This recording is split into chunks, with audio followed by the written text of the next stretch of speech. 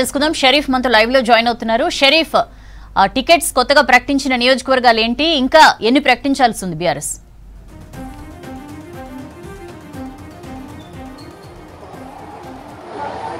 Right, ఉదయం నుంచి కూడా ఆరూరి రమేష్ ఎపిసోడ్ మనం చూస్తున్నాం. అది వరంగల్ టికెట్ కోసమే జరిగిందనేది చర్చ ఉదయం నుంచి కూడా జరుగుతుంది. గత కొద్ది రోజుల నుంచి కూడా జరుగుతుంది ఆయన పార్టీ మారుతారని చెప్పి. ఈ అంశంపైనే హుటాహుటిన ఫామ్ హౌస్ నుంచి కేసీఆర్ పార్టీ చీఫ్ అధినేతగా ఉన్నటువంటి కేసీఆర్ నందినగర్కి రావడం జరిగింది. ఆరూరి రమేష్ కూడా రావడం జరిగింది. ఉమ్మడి వరంగల్కి సంబంధించినటువంటి మాజీ నేతలు, సిట్టింగ్ ఎంపీలు వాళ్ళందరూ కూడా వచ్చి వాళ్ళందరి అభిప్రాయ సేకరణ చేశామనేటువంటి విషయాన్ని ఇప్పటికే పార్టీ తరఫున తెలుస్తుంది. కొద్దిసేపటి క్రితమే ఇద్దరి పేర్లను ఖరారు చేయడం జరిగింది. ఒకటి చేవెళ్ళ పార్లమెంటు స్థానానికి సంబంధించి కాసాని జ్ఞానేశ్వర్ పేరును ప్రకటించామనేటువంటి విషయాన్ని మీడియా ప్రకటన ద్వారా రిలీజ్ చేయడం జరిగింది. మరొకటి వరంగల్ స్థానానికి కడియం శ్రీహరి కూతురు కడియం కావ్య పేరుని ఖరారు చేస్తున్నట్లు పార్టీ అధినేత ఈ మేరకు నిర్ణయం తీసుకున్నట్టు పత్రికా ప్రకటన రిలీజ్ చేయడం జరిగింది. దాంట్లో మెన్షన్ చేయొచ్చు, వాళ్ళు ఇచ్చినటువంటి పత్రికా ప్రకటనలో వరంగల్ ముఖ్య నేతలతో జరిపిన చర్చల అనంతరం సమిష్టి నిర్ణయాన్ని అనుసరించి వరంగల్ పార్లమెంట్ నుంచి బీఆర్ఎస్ పార్టీ అభ్యర్థిగా డాక్టర్ కడియం కావ్యను అధినేత కేసీఆర్ ప్రకటించారని చెప్పి పత్రికా ప్రకటన కొద్దిసేపటి క్రితమే రిలీజ్ చేయడం జరిగింది. ఆల్రెడీ ఎంపీ టికెట్ కోసమే ఉన్నటువంటి వర్ధనపేట్ మాజీ బీఆర్ఎస్ ఎమ్మెల్యేగా ఉన్న ఆరూరి రమేష్ మొదటి నుంచి కూడా ఎక్స్పెక్ట్ చేస్తున్నారు. దీంతో శుభం కార్డు పడిందని చెప్పాలి.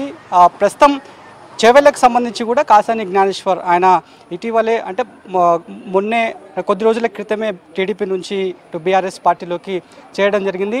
చేవెళ్ళ టికెట్ అనౌన్స్ కంటే ముందే చాలాసార్లు సమీక్ష సమావేశం కూడా పార్టీ చీఫ్ అధినేత ఏర్పాటు చేయడం జరిగింది. చేవెళ్ళకు సంబంధించి ఉన్నటువంటి నేతలందరినీ పిలిచి కూడా ఒకసారి ఈ నందినగర్ నివాసంలో ఒకసారి మాట్లాడారు. ఆ తర్వాత తెలంగాణ భవన్ పార్టీ ఆఫీస్లో కూడా ఆయన మాట్లాడడం జరిగింది. ఉన్నటువంటి అప్పటి మాజీ ఎమ్మెల్యేలు పైలట్ రోహిత్ రెడ్డి కావచ్చు, మొత్తుకు ఆనంద్ కావచ్చు, కొప్పుల మహేశ్వర్ రెడ్డి, ఎంపీగా గతంలో బీఆర్ఎస్గా పనిచేసినటువంటి రంజిత్ రెడ్డి కావచ్చు, వాళ్ళందరి నిర్ణయాన్ని కూడా తీసుకున్నారు. వాళ్ళెవరు కూడా సుముఖత చూపని కారణంగానే ఈ రకంగా కాసాని జ్ఞానేశ్వరికి సంబంధించినటువంటి పేరును ఖరారు చేసినట్లుగా ప్రస్తుతానికి తెలుస్తోంది. వాస్తవానికి గత కొద్ది రోజుల నుంచి కూడా ఇటు చేవెళ్ళ మల్కాజిగిరికి సంబంధించి కూడా పోటాపోటీగా నేతల పేర్లు వినిపించినాయి. మొదట్లో కాసాని జ్ఞానేశ్వర్ కుమారుడు కాసాని వీరేష్ పేరును ప్రకటిస్తారని చెప్పి ఊహాగానాలు వినిపించడం జరిగింది.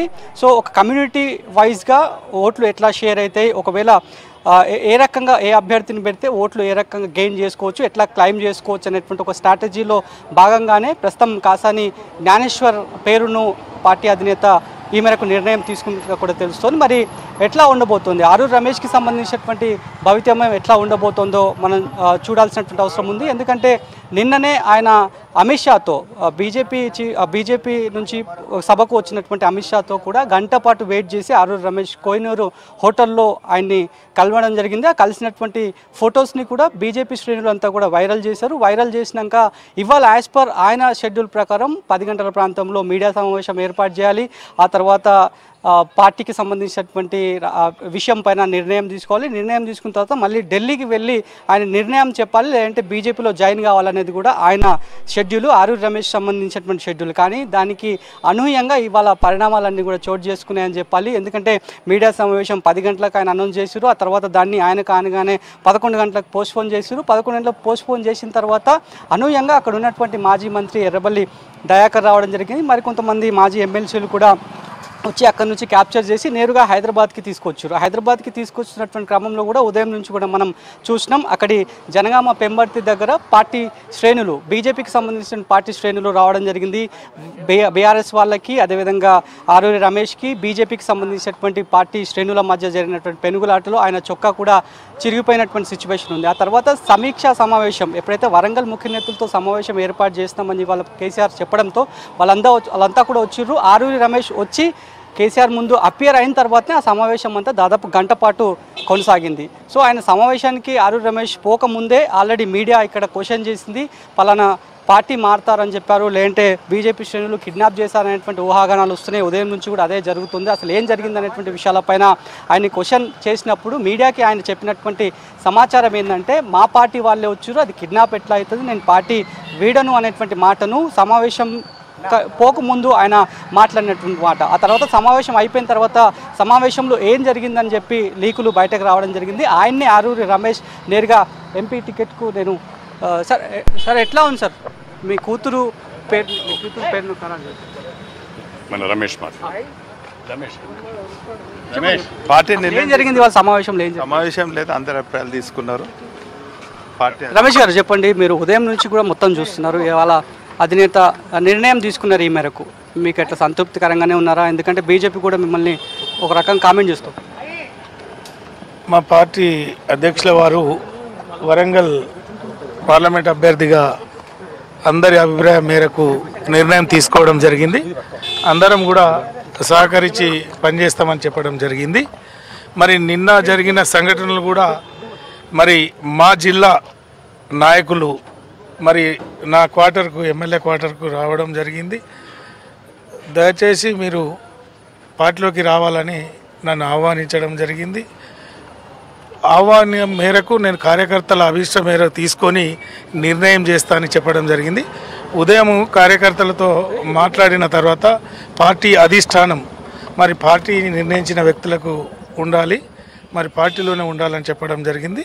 మరి వచ్చి మా నాయకుడిని కలిసి మా అభ్యర్థి ప్రకటన తర్వాత మరి మద్దతు తెలపడం కూడా జరిగింది. ఉదయం నుంచి మీరు చూస్తున్నాం, మీ చొక్కా కూడా చినిగింది. బీజేపీ నేతలతో కలిసారు, గంట పాటు వెయిట్ చేసి అమిత్ షాని కలిసారని చెప్పి ఫోటోస్ బయట పెడుతున్నారు. చెప్పాను కదా, మా జిల్లా నాయకత్వం వచ్చారు, వాళ్ళని కలవడం జరిగిందనే చెప్తున్నా కదా నేను. సో ఇప్పుడు మీకు పూర్తి సపోర్ట్ ఉండబోతుందా కడియం కావ్య గారికి? అధిష్టానం నిర్ణయం మేరకు ఎందుకు ఉండేదండి. ఇది సో ఆరూరి రమేష్ కూడా దాదాపు ఒక కొన్ని గంటల పాటు వెయిట్ చేశారు. ఒకసారి కడియం శ్రీహరి గారు ఉన్నారు, ఒకసారి మాట్లాడదాం. సార్ సార్ సార్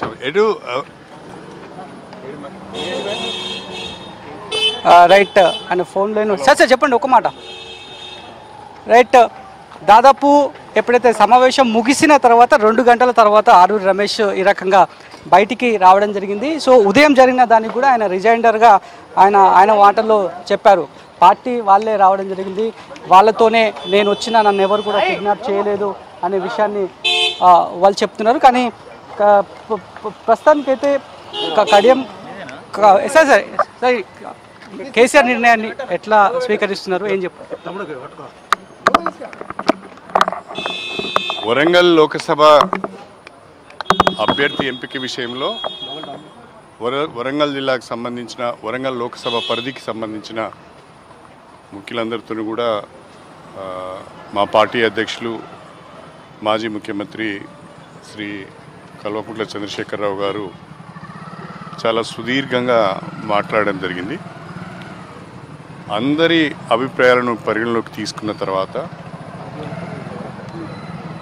అందరి ఆమోదంతో డాక్టర్ కడియం కావ్య గారిని పార్టీ అభ్యర్థిగా నిర్ణయించడం జరిగింది, అధికారికంగా కూడా ప్రకటించడం జరిగింది. వరంగల్ లోకసభలో పార్టీ బలంగా ఉంది. అసెంబ్లీ ఎన్నికలకు సందర్భంగా ఫలితాలను బేరీజు వేసుకుంటే ఈరోజు ప్రజల్లో ఉన్న ఆలోచన అభిప్రాయం భిన్నంగా ఉంది. ఆనాడు మార్పు కావాలని ఓటు వేశారు, ప్రజలు ఆశించిన మార్పు ఇప్పుడు కనిపించడం లేదు. మళ్ళీ బీఆర్ఎస్ పార్టీ అయితేనే ఈ రాష్ట్రం బాగుపడుతుంది, ఈ ప్రాంతం బాగుపడుతుంది అనే ఆలోచనకి ఇప్పుడిప్పుడు వస్తున్నట్టుగా తెలుస్తున్నది. తప్పకుండా భారత రాష్ట్ర సమితి అభ్యర్థిని వరంగల్ లోక్సభ నియోజకవర్గం నుండి మా పార్టీ కార్యకర్తల నాయకులందరి సహకారంతో ప్రజల ఆశీర్వాదంతో తప్పకుండా గెలుచుకుంటామనే నమ్మకం నాకున్నది. ఉదయం జరిగిన అంశం పైన మన కేసీఆర్ గారు మాట్లాడారా? మీ అభిప్రాయం ఉదయం జరిగిన ఆరూరి రమేష్ విషయంలో జరిగిన అంశం చర్చకు జాతీయ ఏం లేదు, వారు చెప్పారు. నేను ఆరూరి రమేష్ గారు చాలా స్పష్టంగా పార్టీ అధ్యక్షుల వారికి చెప్పారు, వారు నన్ను బలవంతం చేశారు తప్ప నేను పార్టీ మారడం లేదని చెప్పారు. పార్టీ నిర్ణయానికి కట్టుబడి డాక్టర్ కడియం కావ్య గారి విజయానికి కృషి చేస్తానని కూడా వారు చెప్పడం జరిగింది. Thank you. రైట్, ఇది పొద్దున జరిగిన ఆరూరి రమేష్ ఎపిసోడ్కి సంబంధించి కూడా కడియం శ్రీహరి కామెంట్ చేస్తారు. ఎందుకంటే వాళ్ళు బలవంత పెడితేనే, అపోజిట్ పార్టీ వాళ్ళు బలవంత పెడితేనే ఆయన వెళ్ళినట్లు, ఆ అంశాన్ని కేసీఆర్ ముందే ఆ విషయాలన్నీ కూడా చెప్పినట్లు కూడా ఆయన చెప్పడం జరిగింది. సో పూర్తి స్థాయిలో మాత్రం ఇంకా కొన్ని స్థానాలకు పేర్ల ప్రకటన జరగాల్సిన అవసరం ఉంది. Right Sharif, thank you.